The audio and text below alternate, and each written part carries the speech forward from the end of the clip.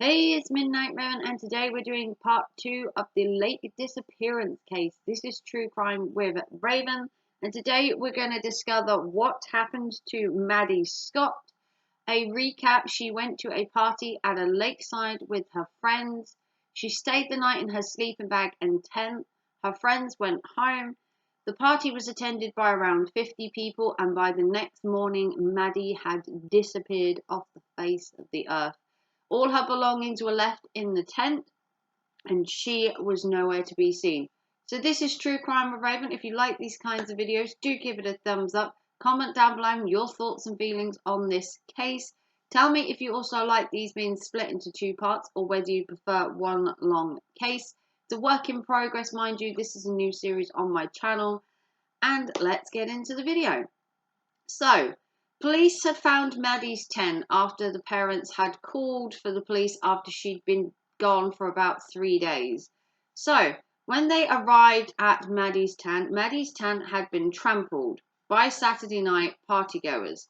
Her sleeping bag and clothes were still inside, and her car was locked and parked by the side of her tent.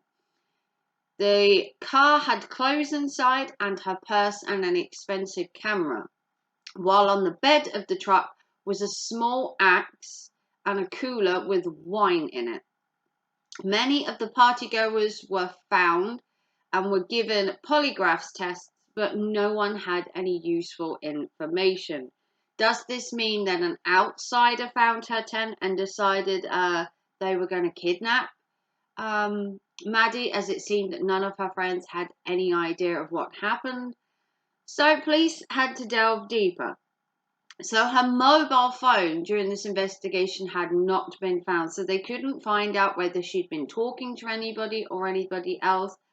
But they did manage to get some of her phone records, revealing that she'd made calls to her mother at around 11 p.m. on the Friday. Half an hour later, she texted her dad, and the records show her phone was last used at 7 a.m. on Saturday morning. Records show her phone was used on Saturday morning, but there was also the absence of foot tracks leading to and from her tent. So the person, if they had abducted her, had a vehicle that was very close to the tent so they could chuck her straight in. She wouldn't leave footprints and no one would know how she went missing. There was numerous other theories, and a number of people had reported seeing a large cougar in the area. Could she have been attacked by a cougar? This seems very unlikely, as if she was attacked by a cougar, you would expect maybe traces of blood, maybe to find her body, but lack of human remains, or as most people would say, a sign of a struggle in the sand or the dirt. No animal tracks, so this theory was dropped straight off. So, others maintain she may have fallen victim to a complete stranger who stumbled on her tent. This is possible, but it does seem unlikely that someone would just find a tent and then randomly abduct the girl. Is it impossible? Absolutely not. People get abducted all the time. You can literally be walking down the street and someone will pull you into a van. It doesn't necessarily have to be a well thought out strategic plan of who someone kidnapped. They literally could have been walking by the lake, saw this girl and took her. So the FBI suspected that Israel Keys, who was a serial killer, had been named a possible suspect. Now, Israel Keys had killed at least 11 people across America and Canada before he died in jail in 2002. He took his own life, but there is no evidence that they could find that would lead him to Maddy at that time.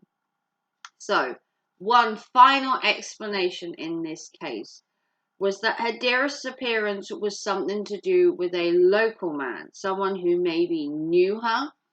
He was called Jean, and I can't pronounce his surname, and I think it's Byrajan. So I'm sorry if I crucify that name, but he was called Jean. And according to interviews given by Jody, the friend, Maddy and Jean knew each other. So she described him as bad news, possibly being in a gang. He was later murdered in 2012. Police found his severed head in an abandoned house and was only identified by his dental records.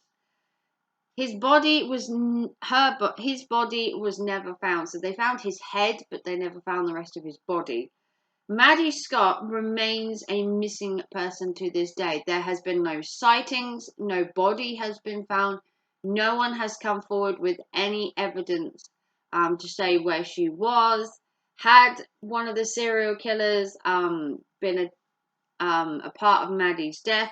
Had this Fiberjean man who knew her very well and was apparently bad news, had he done something to her? There is no evidence to suggest any of this.